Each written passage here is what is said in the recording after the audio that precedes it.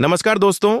हर हर महादेव, ओम नमः शिवाय, श्री शिवाय, नमस्तुभ्यम। दोस्तों, अगर आप हमारे चैनल पर पहली बार आए हैं तो हमारे इस चैनल को सब्सक्राइब जरूर कर लें ताकि आने वाली वीडियो आपको जल्दी से मिल सके। दोस्तों, जैसा कि आज है सोमवार और आज पड़ रही है चतुर्दशी तिथि, जो बहुत ही खास है। पूज्य गुरुजी ने कहा है कि इस दिन आपको एक दीपक और 2 लौंग वाले उपाय से चूकना नहीं है। ये उपाय आपको अवश्य करना है। दोस्तों, आज हमने इस वीडियो में पूज्य गुरुजी द्वारा बताए गए कुछ विशेष उपाय आपको बताए हैं जो आपको अवश्य करने हैं। इस वीडियो को ध्यान से देखें, पूरा सुने। आधा अधूरा सुनने से कोई लाभ नहीं होगा। चलो चलते हैं, सुनते हैं। नमस्कार दोस्तों, ओम नमः शिवाय, जय महाकाल, श्री शिवाय नमस्तुभ्यं। जैसा कि आप सभी को पता है कि आज है सोमवार और सोमवार को पड़ रही है शिवरात्रि तिथि, तो बहुत ही अच्छा दिन है, बहुत ही शुभ योग है। तो ऐसे में आपको अपने घर की सुख समृद्धि के लिए, लक्ष्मी प्राप्ति के लिए, अगर आपके घर में धन, वैभव, ऐश्वर्य की कमी है, जीवन में मान सम्मान की कमी है, घर से आर्थिक तंगी बनी रहती है, तो आपको आज के दिन एक छोटा सा उपाय करना है। इससे आपके जीवन का दुर्भाग्य सौभाग्य में बदल जाएगा और हमेशा आपके घर में सुख समृद्धि बनी रहेगी। तो इस उपाय को कैसे करना है और क्या क्या सामग्री लगेगा, पूरा इस वीडियो में बताएंगे। पूज्य गुरुदेव जी की कथा से सुनकर आपको समझाने का पूरा प्रयास करूंगा। बस इससे पहले आपसे एक छोटा सा निवेदन है कि आप वीडियो को कर दे एक लाइक और चैनल को सब्सक्राइब करके कमेंट बॉक्स में महादेव का कोई सभी प्यारा नाम हर हर महादेव जरूर लिखें। तो चलिए बढ़ते हैं उपाय की ओर। तो देखिए, आज के इस पूरे वीडियो में हम 3 महाउपायों के बारे में जानेंगे, तो वीडियो को आपको पूरा अंत तक देखना है। देखिए, पहला और दूसरा उपाय दोनों ही बहुत ही खास है और तीसरा उपाय धन प्राप्ति का उपाय होने वाला है। देखो, अब पहला उपाय जो है वो आपको धन प्राप्ति और पारिवारिक सुख शांति के लिए होगा। दूसरा उपाय आपके मान सम्मान और सुख की प्राप्ति के लिए है। वीडियो पूरा जरूर देखना और आगे बढ़ने से पहले वीडियो को एक लाइक जरूर करना। देखिए, सबसे पहले हम जान लेते हैं गुरुजी द्वारा बताए गए पहले उपाय के बारे में। देखो, इस उपाय के लिए आपको लेना है एक गोल बाती का दीपक। आप चाहें तो मिट्टी का ले सकते हैं या फिर घर से शुद्ध आटा मढ़कर उसका दीपक आप तैयार कर सकते हैं। इसके बाद आपको लेना है शुद्ध गाय का घी। अगर वो नहीं है तो कोई भी देसी घी इस्तेमाल कर सकते हैं, जिससे आपको दीपक प्रज्वलित करना है। देखो, अब ये सब सामग्री लेकर आपको जाना है प्रदोष काल में आपके घर पर तुलसी जी के घेरे के पास में। देखो, ये उपाय तो आपको अवश्य करना है। देखो, वहां पहुंचकर सबसे पहले वो दीपक आपको प्रज्वलित कर देना है और ओम नमो भगवते वासुदेवाय नमः का 11 बार जाप करना है। उसके बाद आपको अपने सीधे हाथ में थोड़ी हल्दी लेकर उस दीपक में अपना नाम और गोत्र बोलते हुए डाल देना है। उसके बाद माता लक्ष्मी से आपको प्रार्थना करना है कि हे महालक्ष्मी, हमारी सभी दुख तकलीफों को दूर करो। हे महादेव, हमारे सब दुख कष्टों को खत्म करो। इस भावना से आपको ये उपाय करना है। अब हम बात करते हैं दूसरे उपाय की। देखो, इस उपाय के लिए आपको मात्र 2 लौंग लेनी होगी, यानी कि आपको लौंग का जोड़ा लेना है। 2 फूल वाली आपको लौंग लेनी है। लौंग का जोड़ा कहीं से भी खंडित नहीं होना चाहिए, इस बात का ध्यान रखें। इसी के साथ में आपको लेना होगा लाल चंदन का पाउडर। देखिए, यदि आपके पास लाल चंदन की लकड़ी है तो उसे घिसकर भी आप चंदन के रूप में प्रयोग कर सकते हैं। यदि पाउडर है तो उसका भी आप अपने उपाय के लिए प्रयोग कर सकते हैं। देखिए, चंदन जो है वो तेज का प्रतीक माना गया है और साथ ही साथ जीवन के अंधकार को दूर करने का प्रतीक माना गया है। अब इसी के साथ में आपको मात्र एक तांबे के पात्र के अंदर शुद्ध जल लेना होगा अपने घर से। अब दोस्तों, ये तीनों सामग्री लेकर के सीधे आपको पहुंच जाना होगा भगवान शिव के मंदिर में। देखिए, इसी के साथ में आपको एक गोल बाती का दीपक भी लेना होगा। दीपक आप मिट्टी का भी ले सकते हैं, शुद्ध घाटा मढ़कर उसका भी तैयार कर सकते हैं। और दीपक में आपको शुद्ध घी का प्रयोग करना है। लेकिन जैसे ही आप इन सभी सामग्रियों को मंदिर में लेकर के पहुंचेंगे, मंदिर में जैसे ही आप चौखट के वहां पर पहुंचेंगे, तो मंदिर की चौखट के सीधे तरफ आप जो अपने साथ एक गोल बाती का दीपक लेकर के आए हैं, उसे आपको सबसे पहले तो प्रज्वलित कर देना है। यानी कि जैसे ही आप मंदिर की चौखट के वहां पर प्रवेश करते हैं तो उसके सीधे तरफ आपको ये गोल बाती का दीपक प्रज्वलित कर देना है। अब देखिए, जैसे ही आप यह दीपक प्रज्वलित करेंगे तो आपकी जो भी मनोकामना है उससे आपको बोल देना है। आप इस दीपक को इस प्रकार से प्रज्वलित करने के बाद इन सभी सामग्रियों को आपको शिवलिंग के पास में लेकर पहुंच जाना है।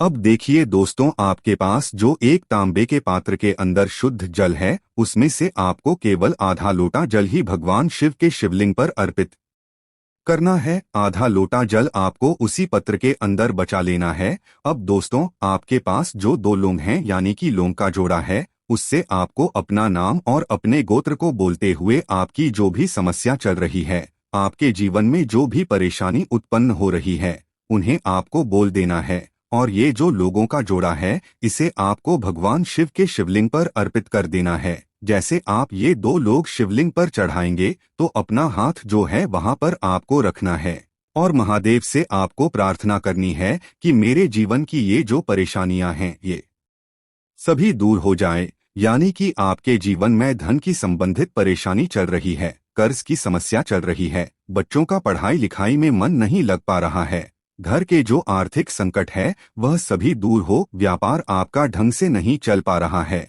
घर में रोग की स्थिति बनी हुई है, यानी कि जिस भी प्रकार की आपकी समस्याएं हैं उसे आपको महादेव से बोल देना है और महादेव से इन सभी समस्याओं को दूर करने के लिए आपको प्रार्थना कर लेनी है। अब देखिए दोस्तों, आपने जो 2 लौंग शिवलिंग पर समर्पित की थी उससे आपको वहां से उठा लेना है और इन दोनों लौंग को आपको शिवलिंग से उठा करके सीधे उससे जल के पात्र के अंदर डाल देना है। यानी कि अपने आधा लोटा जल और बचाया हुआ था उसी के अंदर आपको ये 2 लौंग डाल देनी है और साथ में आप जो लाल चंदन लेकर के आए थे उस लाल चंदन को भी आपको उसी पात्र के अंदर डाल देना है। यानी कि आधा लोटा जल और बचा हुआ है तो उसी आधे लौटे जल के अंदर आपको ये लाल चंदन भी डाल देना है।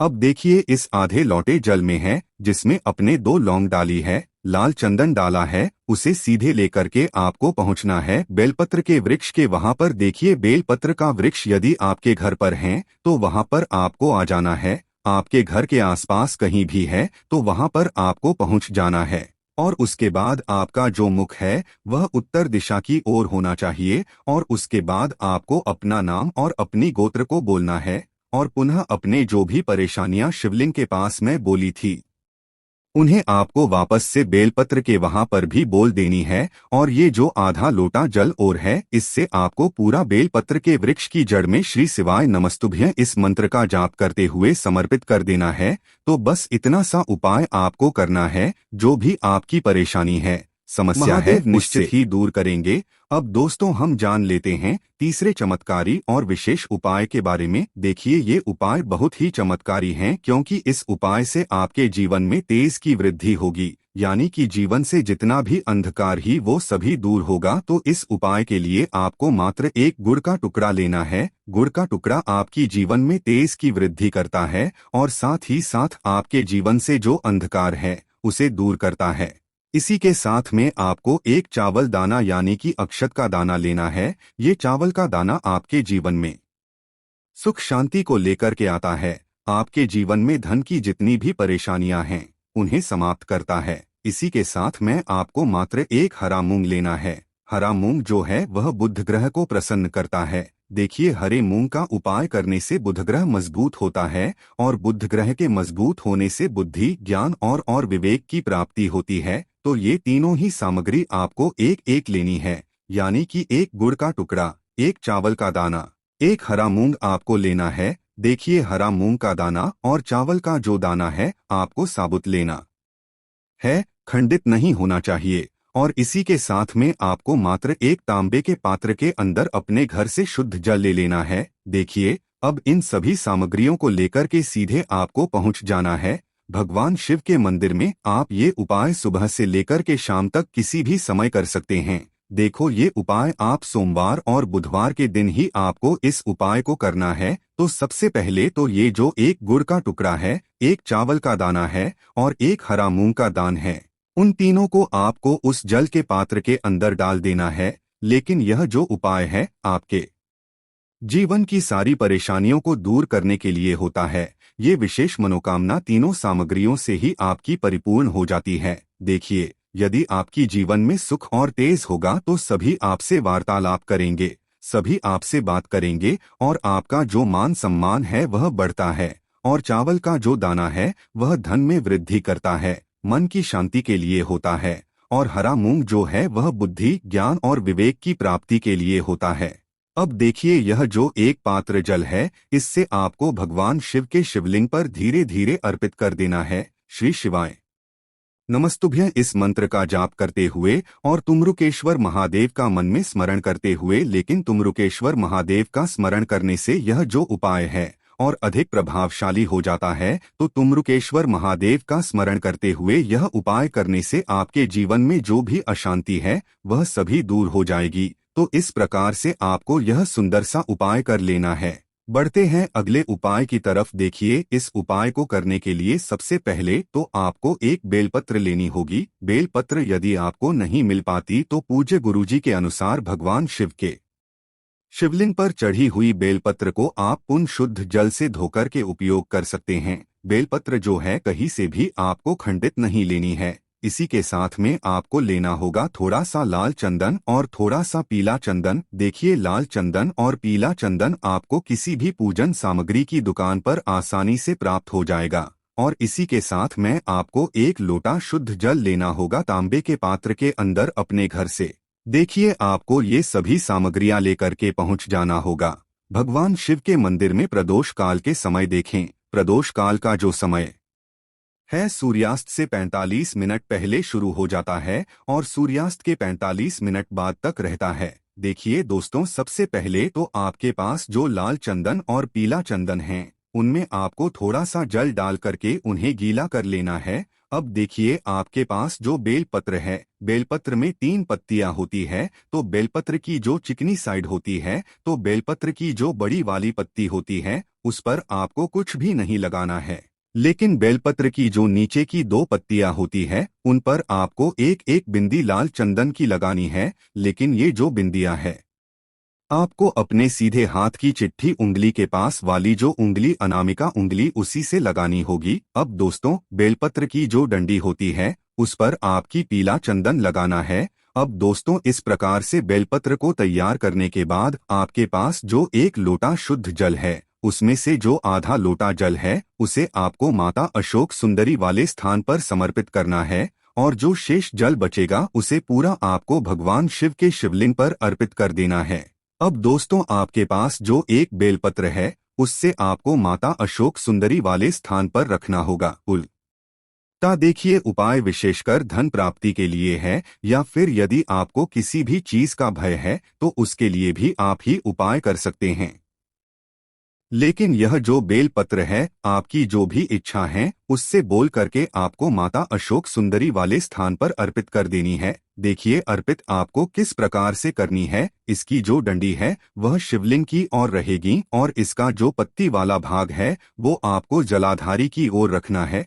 और जो अपने बेलपत्र की चिकनी साइड पर लाल चंदन और पीला चंदन लगाया है, वह माता सुंदरी से इस स्पर्श होगा। इस प्रकार से आपको यह बेलपत्र समर्पित कर देनी है। तो इस प्रकार से आपको यह पहला उपाय करना है, जो कि आपकी धन की प्राप्ति के लिए है, आपके जीवन की समस्त मनोकामनाओं की परिपूर्ति के लिए है। देखो दोस्तों, आज के इस वीडियो में हमने आपको सोमवार के दिन किए जाने वाले 3 बहुत ही सुंदर से उपाय बताए हैं। इनमें से जो भी उपाय आपके लिए उचित है, सरल है, उसे आप कर सकते हैं। यदि उपाय से जुड़ा आपके मन में किसी भी प्रकार का सवाल है तो कमेंट बॉक्स में पूछ ले। उपाय को करते समय कोई भी गलती ना करे। अगर आपको हमारी वीडियो पसंद आए तो हमारे चैनल को सब्सक्राइब जरूर करें। हर हर महादेव। ओम नमः शिवाय।